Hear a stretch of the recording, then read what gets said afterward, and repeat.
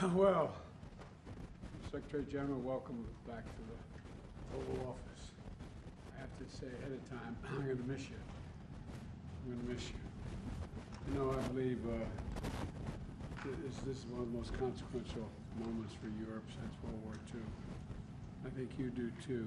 NATO was founded 75 years ago, and I think the lessons we've learned then and about standing together to defend and deter aggression have been consequential.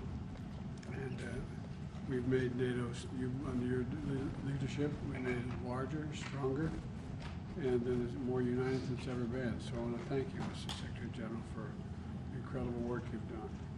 Together, we're deterred further Russian aggression in Europe. I think I know we've welcomed Finland and Sweden to the alliance, and we've strengthened NATO's eastern flank, making it clear that we'll defend every single inch of NATO territory. And John, it's a very important announcement to make today. A record number of allies meeting the NATO commitment to at least 2% of their GDP on defense. And in fact, the number is more than double since we took office, since I took office, and I look forward to building it all on all this progress next month when we have the 75th meeting here in Washington. And I look forward to our discussion today. I just want to thank you for being here. We got a lot to talk about, and I mean it sincerely. You've been great. I just wish you'd extend your term another 10 years. You're doing a hell of a job. Seriously. President Biden, dear Joe, thank you so much for your warm words, and thank you so much for your personal commitment to NATO, to our transatlantic alliance. And also many thanks for hosting the NATO summit here in Washington, D.C. Next month. At that summit, we will celebrate the 75th anniversary of the most successful alliance in history, but also make important decisions for the future. Not least on the issue and the importance of investing in our security. And today we are able to publish new figures for defense spending. They show that across Europe and Canada, NATO allies are this year increasing defense spending by 18%. That's the biggest increase in decades. 23 allies are going to spend 2% of GDP or more on defense this year. That's more than twice as many as 4 years ago, and demonstrates that European allies and Canada are really stepping up and taking their share of the common responsibility to protect all of us in the NATO alliance.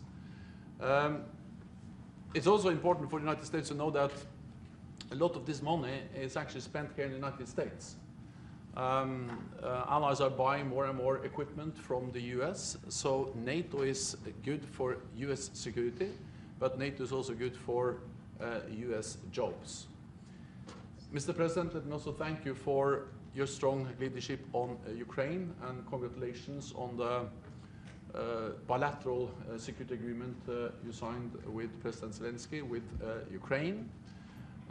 European allies are also stepping up and matching the US contributions to military support to Ukraine.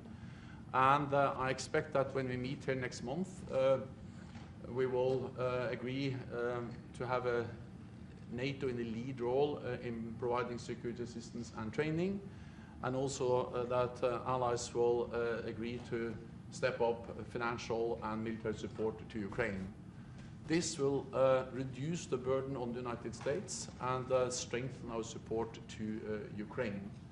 I think it's important to understand that the stronger our support for Ukraine is, the sooner this war can end, because the sooner President Putin will realize that he cannot wait us out.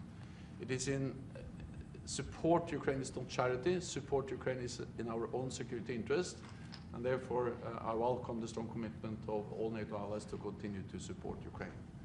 So once again, thank you so much. Thank you for once again hosting me here in the Oval Office, and I look very much forward to the NATO summit in Washington, D.C. next month. Thank you. Thank you, Bill. Thank you very much. Thank you, Mr. President.